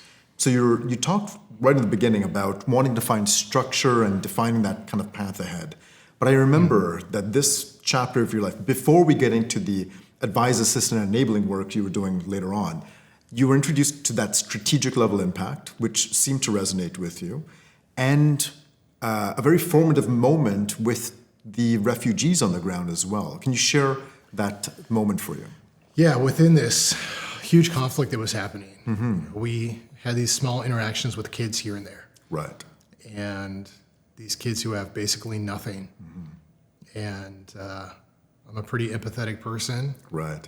And I had kids a little bit after this in my journey, but my heart broke for the kids going through this conflict. And for me to realize that they were suffering because of the decisions that the adults and the elders in their lives and their countries were making, I wanted to protect them. Yeah. No, I can definitely resonate with that. Yeah. Even, for me, from my end, there was a formative moment that led me to the forces here, visiting family back in Sri Lanka, and the same thing, seeing poverty, war-stricken children. It's a memory that sticks with you. Some people block it out because it's too hard to handle. Yeah. I think it's important to feel that, to process it. Right. And for me, going to refugee camps and getting to play with kids, bring them toys and soccer balls and stuff, that meant a lot to me. And I carried a very deep conviction away from that to help build a better world for kids like the ones that I saw in terrible situations. Right. Kids that had lost their parents and, you're in a refugee camp in Iraq. It's tough. It's a very tough situation. So you without found parents. Yeah, absolutely. So I can just imagine that, and that's clearly stuck with you since. Now, before we get into the later work back in the States, now you had the opportunity to kind of pivot a little bit, if I understand it correctly, from the close protection role to now working with the Kurdish Forces in the kind of a rise up of ISIS and that advise, assist, and accompany kind of role. What was it you were doing at that point? So after I finished my 4-year degree, I did a program at Stanford in international security. Right. And then went back to Iraq to Erbil, Kurdistan, which is an autonomous region of northern Iraq, and really enjoyed my time there. Really enjoyed spending more time with the Kurdish people. And I got to train some of the Peshmerga forces who were in this terrible fight because Islamic State had taken over Mosul, about 30 miles away, the second largest city in Iraq. And I think America was tired of the war. The world was tired of the conflict in Iraq. And we had this new terrible threat taking over the country. It was a black hole. Right. And most people don't realize how horrific that was. Right. So I got to play a very small role in helping the Kurdish people defeat the Islamic State uprising. Now, I've only heard a little bit from our forces in terms of their experience on the ground working with the Kurds, but The one message I remember resonating with me is that the Kurdish people had a huge respect for outsiders coming in to try to assist them in this conflict. And you had the unique privilege to enable them and work with them, but you also were accompanying them right through these operations, right back to the after-action review. What was that relationship building like in terms of building that force up? And at some point, you've got to leave, and you've got to have the faith and the trust that what you've done is going to make an impact. What was that experience like for you? Leadership takes on a different angle when there's a real language barrier. Right. And there were times when we didn't have interpreters, and I was the only person or one of the only people on a team with people that didn't speak English. Right. And so leadership means trying to learn Kurdish. Right. And I learned as much Kurdish as I could. There you go, yeah. Some of my team members might say I didn't learn any, Sure. but I tried, and I think that effort, is something that they respect. And it comes in terms of working harder, not expecting them to do everything, being one of the people who cleans the cars and gets the cars ready with them. Right. And truly setting an example, leading by example, when you can't use words. Right. So that was an interesting experience. Yeah, I can imagine. And you're going through this chapter in that life, and I'm trying to pull on this thread of resilience, because we've talked about this, how, interestingly enough, very early on, you're introduced to different mechanisms to help cope with stress, the chronic stress of long sustained kind of low energy, stressful environments, to high energy, fast burn situations like a combat situation, for example. And my first assumption in our earlier chat was, did you know about, when you're looking at breathing control for the sniper role, that very much mirrors parasympathetic nervous system activation. Right. But it was interesting to hear, you were doing it, it didn't, consciously connect that these are skills here, but you drew a lot of that resilience from your martial arts pursuits, which was a very interesting twist. I'd like for you to kind of expand on that. Yeah, so when you're shooting a sniper rifle, or really shooting in general, you should shoot between heartbeats. Right. And you have to calm your body, you have to take a deep breath, and pay attention to your pulse. Right. And slow everything down in order to be precise. Right. And to think clearly. And I understood that for shooting when I went through sniper training, but I really learned it when I started doing Brazilian Jiu-Jitsu. Right. And so I had this martial arts background. I was a black belt. I thought I knew everything. Sure. Right. And I had won tournaments or whatever. I was an all-Marine. Right. So I heard about this martial arts class during my second deployment, and I was at one of the bigger bases that week. And I dropped in, and it was this dusty tent with these, 20-year-old mats covered in sand and dust, and 20 or 30 Marines trying to rip each other's heads off. Right. Most of them had no idea what they were doing. Which is the most dangerous situation. Right. I mean, yes. Yeah. So there was one person that did know what they were doing, though.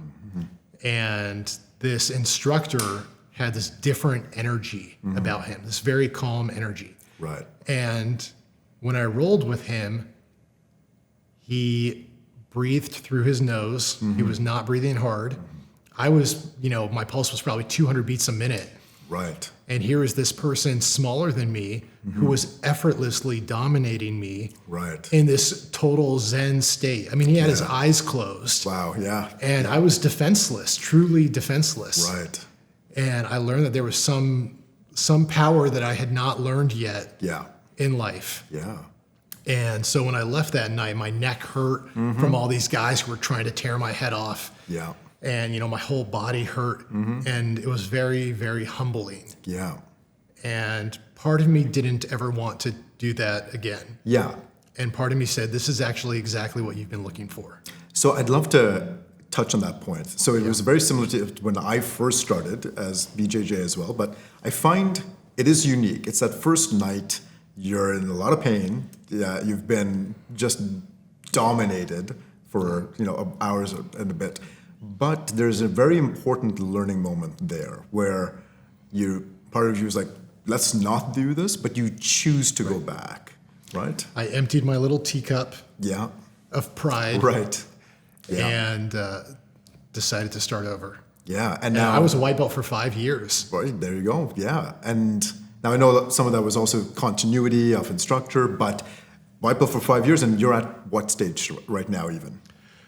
So after my second deployment, I ended up on the Marine Corps submission grappling team at Camp Pendleton. Okay. Which was fantastic. I can imagine. Yeah. My full-time job for 6 months was learning Brazilian Jiu-Jitsu. Amazing. We competed almost every weekend. So we'd train all day, every day, Monday through Friday. Mm-hmm. And then we'd drive out to Vegas, where most of the tournaments were, or somewhere else, LA. Mm-hmm. We would set up the mats the night before to pay our way. And so we were exhausted from like setting up all these mats. Right. And then we'd compete. Yeah. And I competed most weekends for 6 months. Okay. I had no idea what I was doing, but I learned quickly. Right. But still, so that white belt for 5 months, for 5 years, and then you worked your way up, and what are you at now? So I'm a first degree black belt. First degree black belt. Brazilian Jiu-Jitsu. Which is very impressive. Thank you. Yeah. Mm-hmm.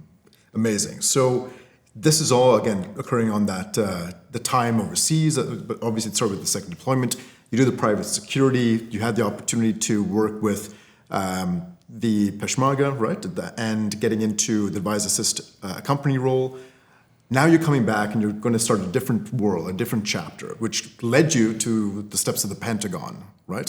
Along with the academic credentials that you did at the time. What was that journey like for you? It's a different world at this point for you. Yeah, I still didn't understand what that corporate world looked like. I didn't know anyone in the corporate world. I mean, I was a knuckle dragger. I was infantry. I could take a machine gun apart and put it back together blindfolded in less than a minute. Right. But I had never worked in an office environment at all, truly. Right. So applying to business school was something different.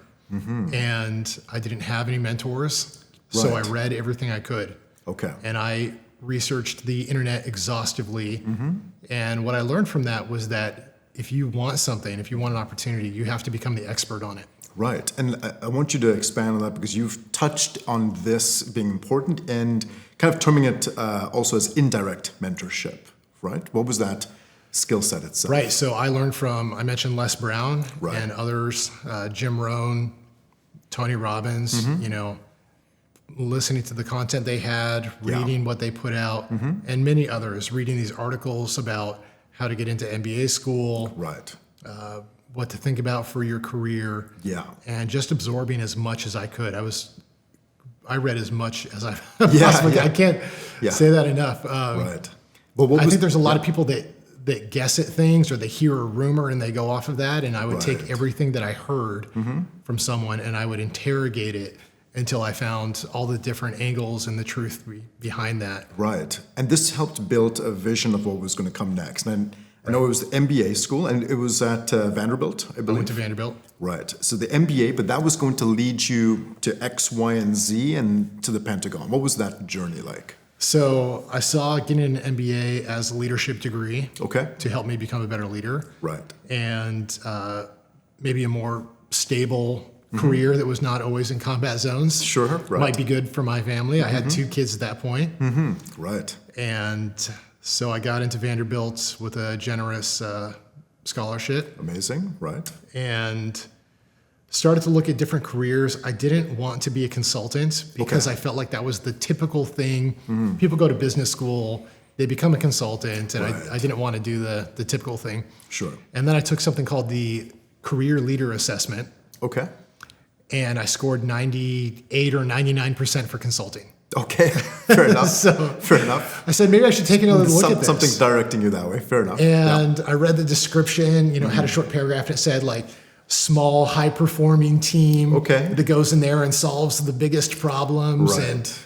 And you'll grow and learn more than people in other roles. And I was like, wow, that's exactly what I want. I want to be a consultant. A good fit, right. So I focused on Deloitte Consulting. Okay, yeah. They had a great relationship with Vanderbilt.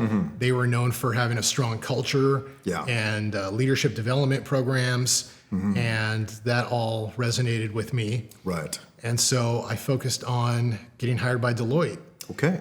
And what I learned is that Deloitte hired from Vanderbilt Business School for their commercial practice. Okay. And my best chance of getting hired was probably for their government sector practice because I had military experience. And so I told them, hey, I'd like to work for your government and public sector practice. It's called GPS. Right. And they said, that's impossible. We've never hired anybody from Vanderbilt Business School to go to our government practice. Interesting. It just can't be done. And there's this weird like turf war that I don't think people realize. Each business school has relationships with certain companies, and that's just, there are these pipelines behind the scenes. There are all these things about how to get hired that people don't understand that are happening, beneath the surface. And so they said, it's impossible for you to go to this public sector practice. And I said, I'd be really good there. Sure, right. Yeah, makes sense. So I kept networking. I did about 15 networking calls with people. Wow. A lot of people had graduated from Vanderbilt Business School and gone to Deloitte. Right. And so I kind of made myself well known and made it very clear what I wanted to do. Okay. And they invited me to interview for their commercial practice. Right. I went through the interviews. And at the end, they said, you'd be really good for our public sector practice. Right. Interesting. I said, yeah, that's what I've been saying for 4 months. Right. So I had to go through all the interviews again. And I think it was 10 interviews over 6 months. Right. 7 months. Okay. And ended up getting a summer internship for Deloitte. Okay. Went there, had a great summer, got a full-time offer, and went back after I graduated. Okay. And that was the position with the Pentagon at the end when you're working with. Yeah, so I got to work for the Office of the Secretary of Defense with Deloitte. Did you ever, and I know we talked about it, but to really understand the context of that moment, so I can just imagine the career you led to that point, from day one dropping out of high school, and now you're standing here with a Vanderbilt MBA, getting everything that you've accomplished. Getting wanted to walk into the Pentagon. Yeah, exactly. Because they need my help, right? Of course. If they only knew who I was and where I came from. Right. What's been interesting about the executive coaching work that I do now is I have talked to so many people who have that insecurity. Oh, okay. If they understood where I came from. Right. I came from a farm in the middle of nowhere, Kansas, or I came from this country. All these people who have these doubts because of where they came from. Right. And I've made my career kind of intentionally trying to prove that you can go wherever you want to if you work hard and you do your homework and you build some relationships. Right. And there was an analogy that you used, which was this kind of the desert approach and then, getting to that spot and then the desert again. Every chapter of my life, I would take a big risk, whether it was joining the Marine Corps or leaving the Marine Corps or going to business school. I was walking away from the only job I had, the only career I had, to go to business school, not knowing what to expect, not knowing if I'd be able to get a job. Right. Who would look at my job history and laugh when I tried to get hired at a business school because I had never worked in an office. Right. And I got hired by Deloitte with no office experience because I did my homework and because I networked and not networking in a negative way where I was, trying to work angles, but learning from people and being mentored by people. Right. So I wanted to pull on that a bit because up until this point, you've done a lot of self-directed learning, that indirect mentorship. You've talked about teams and needing that gap. Now you're experiencing that, and you've emphatically talked about the need, which we've looked at being highly resonating with strong links, to build this kind of personal advisory board and why that's so important. Would love to hear more on that. Yeah. So you mentioned that analogy, and for me, it felt like every time I would take a risk, I would wander through the desert for a while, and it would feel like the end of the world. And then I would stumble upon the promised land. Right. Stumble upon being very accurate. Because you don't know what's going to work out until it does. Right. And so, again, I've done this in some of my coaching work. People become unemployed, they get laid off, and they say, nothing's working out. I don't have any offers. I don't have any interviews. Right. And I always say, it's going to take longer than you want it to, but it will not last forever. Right. And nothing's going to work out until it does. Right. And then they get a job offer and everything's fine again. So exactly. So that was my experience. Wander through the desert. Yeah. A huge leap of faith.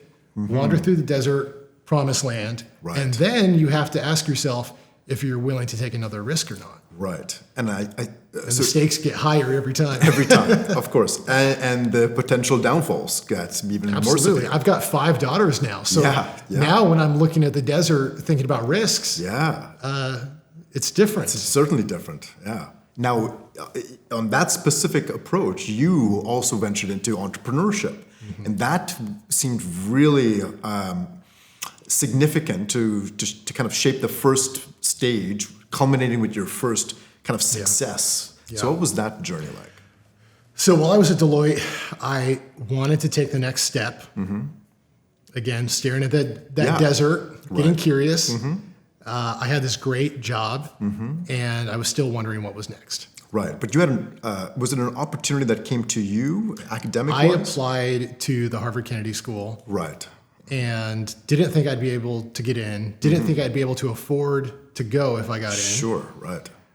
To my surprise, I was accepted. Okay. Somebody called me and said I was admitted. I said, that's amazing. Unfortunately, I don't think I'm going to be able to afford to go. That's a fair thing. And they said, well, we hope you can figure it out. Okay. And then I got a call maybe a few minutes later. Sure. And they said, we want to let you know that you got a scholarship offer. Okay, wow. I said, that's great. But I mean, even if you knock some of the bill off, I'm not going to be able to come. Right. He said, no, we're giving you a full tuition. Wow. And we're going to pay you a living stipend to come here and be a fellow at the Center for Public Leadership while you do your master's. Wow. What was that moment like for you to hear that? Yeah. It was, desert promised land. It was validation. Yeah. You know, because you take these risks and you have no idea if it's going to work out or not. Yeah. I mean, you're really risking everything. Right. And you're filling out applications. You're, you know, you have no idea if you're wasting your time or not. Yeah. This sounds like a vain question, but there's value here. And getting that acceptance, that full scholarship with a stipend to Harvard, knowing that you were a high school dropout and coming from a family that hadn't made it into college, what did that moment mean for you? I felt like that must have been more meaningful than someone with a family history with academia, for example. So what was that for you? So I went back to that video of Les Brown, this talk called It's Possible. Right. And he says, I don't want you to believe that you will be successful. I just want you to say it's possible. Right. And if you're willing to crack that door open and take some chances that maybe other people aren't going to take, you might be surprised. Yeah. And because I was curious and I was willing to explore what my potential was, I found open doors. Yeah. And getting the fellowship offer just proved to me that you can go wherever you want to go. Right. From anywhere to anywhere. Yeah. And that led into Tempest with your entrepreneur's piece. But it was a struggle, again, desert itself, until you got that first contract. What was that piece? Yeah, that was a struggle too. Yeah. Several months of trying to build my own business, not having any clients, and a steep learning curve. And again, I wasn't surrounded by mentors at this point. Right. I probably should have reached out to more people for advice. Okay. I was more shy than I should have been about asking for help. Yeah. I think a lot of people are, because many people are willing to help you if you reach out. Yeah. And there were times when I should have asked for help much more than I did. Right. But I didn't. And eventually ended up landing my first contract for my business. Right. And it just so happened to be with Microsoft. Which is amazing. Thank you. And so again, validation. Of course. You know, but I had been spending months trying to build something and learn how to do B2B sales for these big consulting contracts. And nothing worked out until it did. Right. And so that was another desert. with validation at the end. Yeah, and there was an important point there with the first win. And a lot of entrepreneurs certainly see themselves as strong links. They're trying to drive an effect itself going forward. And what stuck out to me was getting that first win wasn't a point of easing up on the gas pedal. It was push more to get more consistent wins. And since then, it's been an impressive client list that you've been able to engage. Thank you. Right? We're talking about Fortune 500 companies, different industries. I've got to work for a lot of Fortune 500s, private equity-backed companies, venture Right. capital-backed.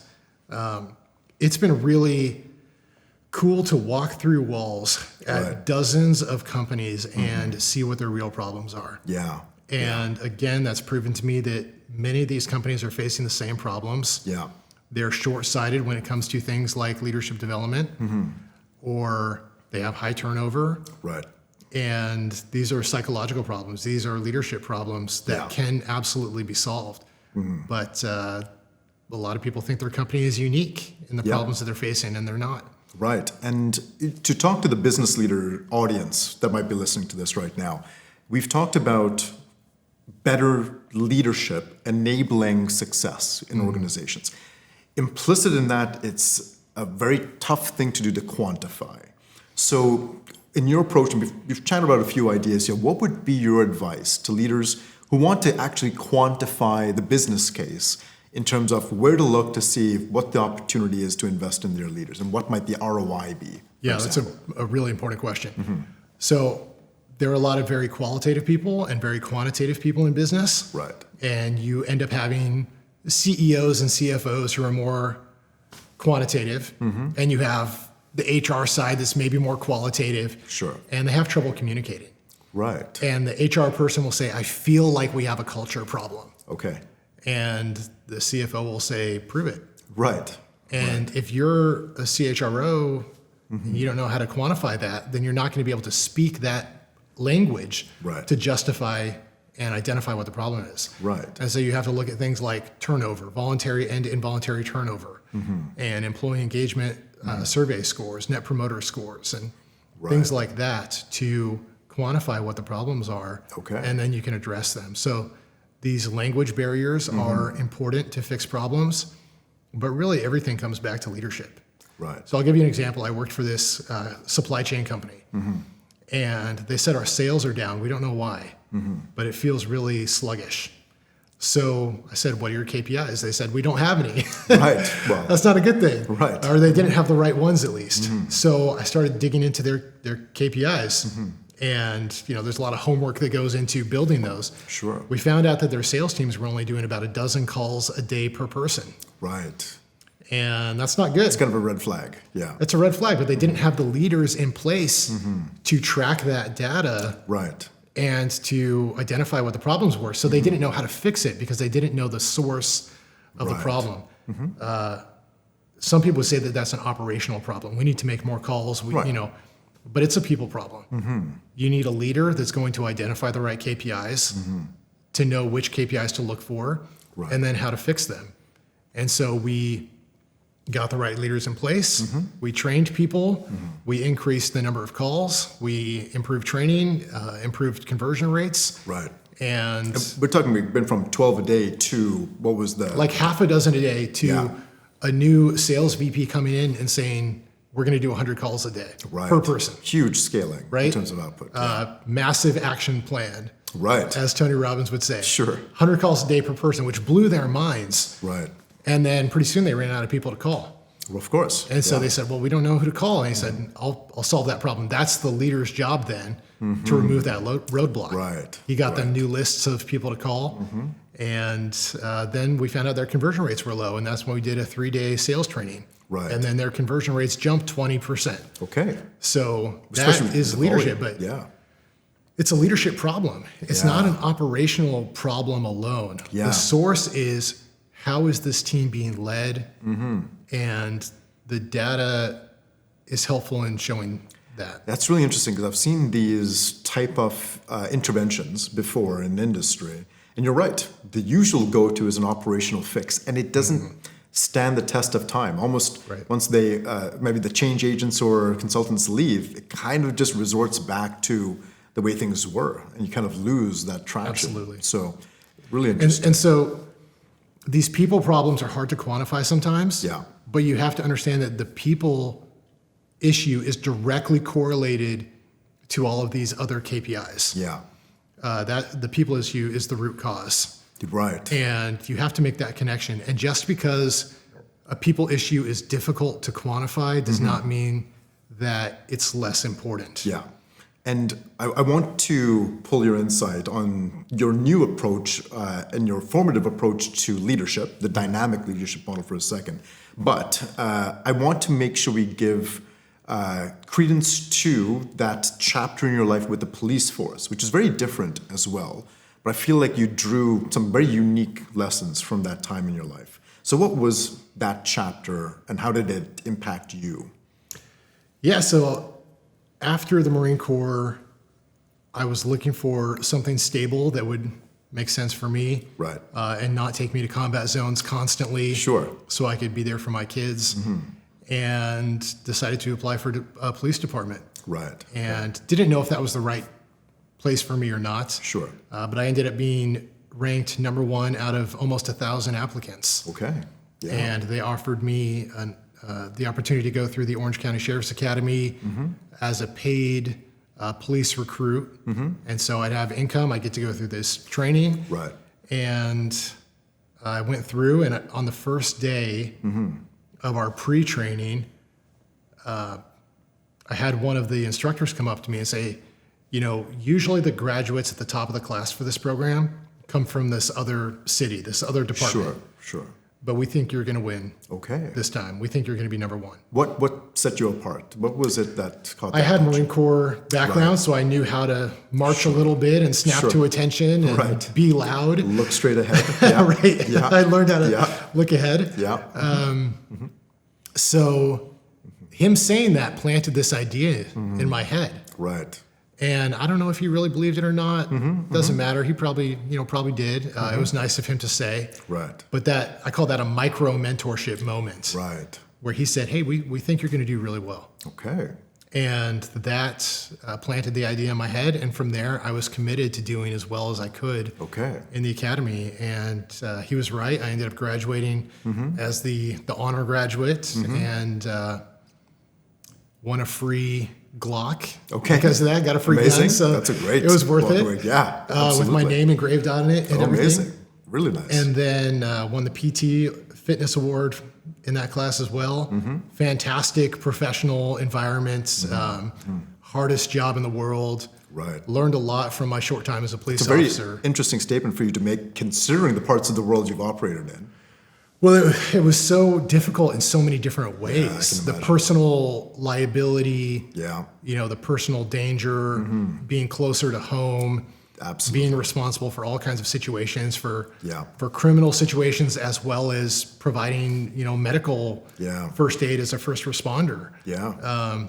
There's a lot of Yeah. I have challenges. a huge respect for the law enforcement community. Like we it's have. a thankless job. It really is. And, we had members that I was working with in the reserve regiments who were also law enforcement, and the stories that they would share in terms of what they had to see. And this isn't a country away. This is where you live. Right. And it's a different type of stress to get through something like that. Yeah, I was one of the first people to a murder scene. I had to do death notifications and go to people's homes and Right. be there and tell them that their son or daughter had just died. Yeah, And your heart just breaks for these people. of course. So it was challenging in all those ways. Yeah. And I loved it. I loved being able to help people hands-on in a very practical, immediate way. Right. But I still felt called to have this strategic impact to help to add as much value as possible. And so I got accepted into a program at Stanford and left to go there. I did a graduate certificate in international security. Right. And that set me up to go back to Iraq and do some of the things that I did there. Right. But Yeah. it was a crazy experience. Yeah, I can completely imagine. Character building, to say the least. So to bring it back to the next steps you were looking at, you formed this approach when it came to dynamic leadership. And really, we've talked about this kind of model where leaders under stress, new environments, can tend to fall back on what they know. Right. You advocate a different approach. What was that? So one of the biggest mistakes that we see is that leaders tend to do what's worked well for them in the past and not adjust to the requirements of the situation or the people they're leading. Right. And for example, if you have a leader who's done well with a high-performing team in the past, they take over a low-performing team, what worked before is not going to necessarily work as well for them. Right. They need maybe more structure, maybe more motivation, more coaching. So in order to help people learn how to adapt to the situation that they're facing, I developed a dynamic leadership framework. Okay. And that has 4 leadership styles that every leader should master and understand when to use. So the first is the astronomer, and that is the visionary leader, Right. who does the long-term planning and they kind of see how the stars align. Right. And they know how to inspire people, and they see the big picture. Right. So that's all about vision. Okay. It's the first one. That's the first one. The second is the coach. Okay. And the coach is all about building trust and relationships and two-way feedback with the team and having a more personal approach. Right. Kind of a softer approach. Okay. Third is the captain. Okay. The captain is responsible for having high standards Right. and for maintaining that high standard and holding people accountable. Right. Kind of the bad cop, if you will, the tough boss. Sure. I try not to use the term drill instructor, but there's, I was going to there's say, more, yeah. right, Right. some backbone there. Yeah. Okay. And then we have the engineer. And the engineer is all about being hands-on and rolling up their sleeves and being in the mud with the team, solving real problems, removing obstacles, Right. and all of that. And so you can take the dynamic leadership assessment. The site is assessment.dynamicleaders.com. Right. And this is an assessment you've put up on the website. Free website we built. Yeah. So you can go there, takes about 5 minutes, and then it gives you a free report. Okay. And it'll tell you how you scored for these 4 areas. Okay. And nobody's 100% one or the other. Sure. But people will find they're 80% coach and Okay. 10% astronomer. Right. And it's just something to think about and understand where you might be able to grow. And so the guide, the report that you get, Right. helps you understand what you should look for, when you should think about shifting gears, Right. and taking the right approach for the right people. Because as leaders, sometimes we are afraid of changing our approach because people will not know what to expect from us. And somebody said that a long time ago. I completely disagree. Somebody said you have to be consistent as a leader. Right. What we actually find is true is that when you surprise someone for the right reasons, they gain a lot more respect for you. Okay. If you always do the same thing, people think of you as being on autopilot. Right. But if you usually make decisions quickly and you slow down to make an important decision, they're going to say, wow, that was the right call. A bit more calculated. Right. Makes sense. So you have to adjust like that. Okay. And that's how you develop respect with your team. So, so for the business leaders listening, certainly that awareness seems to be the first step. Yes. Understand your current role. Maybe are you able to step into those other functions as the situation arises? What would you say the next most important step is for a leader that wants to shape into a dynamic leadership ability? So you have to know your own strengths and weaknesses. Okay. You have to understand what the different leadership approaches are and when to use them. Right. And you need to get continuous feedback. Continuous feedback. And this is certainly from the team side approach, but you've emphasized this a lot, even in our earlier conversation. The more senior leaders become, the Yeah. less often they get feedback. Right. And the more they're surrounded by yes people, Yeah. which is just natural. People are going to tell you what you want to hear more and more as you rise up the ladder, Right. unless you go out of your way to get candid, raw, honest feedback. Right. And you can do that through interrogating people and saying, I really want your honest feedback. You can do that by asking them for feedback. If you show that you're willing to listen to what they have to say before you give them feedback, it creates Right. more trust. And I use anonymous surveys a lot. Okay. I really like to give people the chance to say whatever's on their mind Right. without any possibility of repercussions. Yeah. So companies that do not have anonymous surveys, I think, are missing a huge opportunity. Huge opportunity. Okay. So really interesting points, and I think it's a really good first step on that journey, of course. Yeah. So we've talked about leadership. I want to just touch on this concept of sacrifice. And what I mean by that is we've talked about the unique stressors that strong links go through, and being able to operate at that resonant state, right, with good relationships. You're operating really well, maintaining a high level of performance. But more often than not, and I saw this in my time at aerospace, for example, compared to the defense sector, I saw more people in aerospace have to walk around with a heart rate monitor because of the heart palpitation issues they were having due to the stress, compared to the military, which completely was not, what I was expecting. But it's the nature of the members, these leaders, these critical enablers that are choosing to get into that role. And when they do so, what we find is this break with quality of life sometimes, or they're sacrificing their physical resilience, their mental, emotional state. Maybe it's not the right alignment of their purpose or value that you're looking for, and they enter the state of decline, and they may be having more irritable work interactions. They may be short-tempered. They may be making more mistakes. Their relationships with their spouses might be suffering, for example. Right. And then they reach this point of burnout, and they need to take a step back and choose what to do. And it really ends up either being, maybe they'll try and recover to get back to that state. Maybe they're just really jaded by the organization and they want to shut off and try and be a transactional worker. Tell me what to do, I'm just going to do it, which is the backbone of teams, which is amazing. But we find that doesn't sit well with them for too long. They want to be the strong links. They want to be the face of, you need a problem solved, we're going to get it done. So this cycle of sacrifice that strong links can go through, and of course you've lived it, what would your advice be to those members in your personal journey? What did you find got you at that burnout state and got you back into that strong link state? And does a moment kind of stick in your mind that kind of best represents that journey for you? So ownership is a dangerous thing. Because when you take accountability for something, you want to do everything you can to ensure success. Right. The problem is that there is an infinite number of things you could do. There's an infinite amount of work to be done. Right. And if you try and do all of it, you are inevitably going to crash. Right. So if you're going to take ownership, you also have to learn how to set boundaries. Right. That is a critical dichotomy.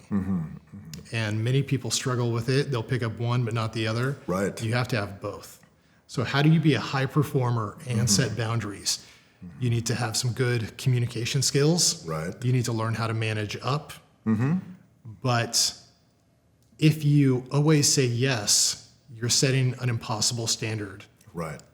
And people's expectations of you are going to be incredibly high. Yeah. I'm not saying you should sandbag it, but No.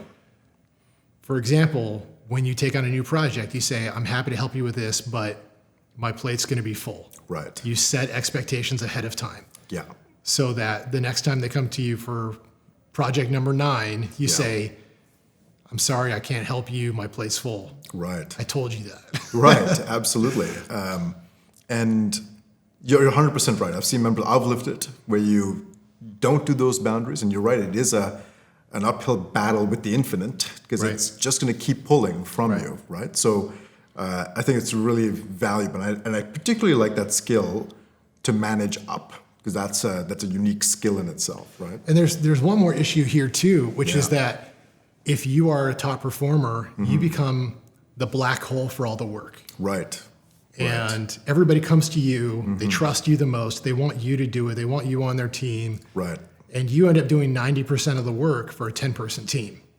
Of course, yeah. And everybody else learns to take a step back and they become disengaged, which is like a self-fulfilling prophecy or reinforcing cycle where, Jessica's the only person who can do anything around here. Everyone else is checked out. Yeah. That might be the leader's fault. Yeah, interesting. Because there's a blurry line between a top performer and a teacher's pet. Right. And I don't think that most people understand that. The more that you give opportunities to one person, dump all the work on them because they say yes, everyone else checks out, and your 10-person team is actually a one-person team. It's actually one person. That happens at companies all over the place. Yeah. And so really what a good leader should do is that they should cultivate Right. high performers across their entire team. Okay. And balance things out. Perfect. There might be people that are less competent Right. in terms of their experience and ability. They might need some more coaching or hand holding, whatever it is. But your job as a leader is to mentor them Right. to become a high performer. Okay. And if you just go to the person that already knows how to do it, Right. then you're setting yourself up for failure in many ways. One of them being when that person gets burned out and they leave, Then what? then you're in really big trouble. Right. And actually, that was going to be one of the other questions in terms of what advice you would have for organizational leaders. So as we wind the episode to an end, there's two questions that still prominently stick in my mind. And it's one that I shared an observation with you that I've noticed with some of these episodes so far. And on the topic of resilience and being able to sustain that high performance through so many different chapters of your life, for example. And that's of partnerships. And I'm so impressed to hear about the legacy that you have crafted with your partner. And I'd love to know about its relationship impact and how you were able to sustain yourself through those desert and promised land stages within your life. Yeah, so we've been married for 15 plus years now. Right. And we have 5 daughters. Yeah. Life is crazy. It is. Yeah. And we've been through 7 deployments overseas together. Right. We lived in Jerusalem together for a while while I was working there. Right. So we've been through a lot. Again, I think it comes down to ownership, Right. where if my wife realizes that I'm having a problem, it's not my problem, it's her problem. Okay. And if I realize that she's struggling with something, Right. it's not, why can't she do better? Sure. It's what am I doing that is not setting her up for success, and how can I support her more? And so there's a selflessness there that comes with the ownership, and not giving up. Yeah. That's a resilient statement if I ever heard one. So that's really impressive. The last question I'll ask is for those listening that see themselves as the strong link. So you've already talked about being able to manage up and that resilience aspect, right? But what would that was more for how to sustain resilience with cycles of sacrifice. But just those members who want to create the opportunity for themselves, what would your piece of advice be for them? They have to be willing to take risks. They need mentors and coaches in their life, direct or indirect. Right. Reading, watching, successful people, learning from them. Right. Don't do it by yourself. Don't do it. That's the most important thing. There are times when you have to wander through the desert by yourself, but as much as possible, surround yourself with quality people. And there are partners next to you that will walk with you in the same phase of life. And there are people who have been there and done that who can mentor you through it. Right. But don't do it by yourself. Okay. Very powerful advice. Last thing I always ask the speakers, top 2 books. And you've got a next chapter in the breach right now for Isaac. So would love to hear about that as well. Yeah, thank you. So first book would be Team of Rivals about Abraham Lincoln. Right. Fantastic book. It's a long one, but it's a page turner. And seeing how Lincoln, who was incredibly poor growing up, rose to be one of the greatest leaders in our country's history, in world history. And he did that by surrounding himself with people that gave him feedback, whether he wanted it or not, whether they agreed with him or not. He surrounded himself with the right people that challenged him. Right. It's pretty incredible, an act of strength and confidence as a leader to do that. So Team of Rivals. Okay. And the second book would be my book. Perfect. Coming out in a few weeks here, called Entrepreneur Elite. Okay. And that's 12 strategies for entrepreneurs to be successful in any industry, pulling from the most successful entrepreneurs in history. And they all follow the same principles and the same blueprint to a large extent. Fantastic. So that's what my book's about. Great. Entrepreneur Elite, few weeks away. So that's going to be exciting to see. Amazing. So I can't be more empathetic in my appreciation. Jon, for taking the time. My pleasure. Absolute pleasure having you here and sharing your story and earned wisdom with us. So certainly from my end, thank you so much for joining us today. Thank you. It's been a pleasure.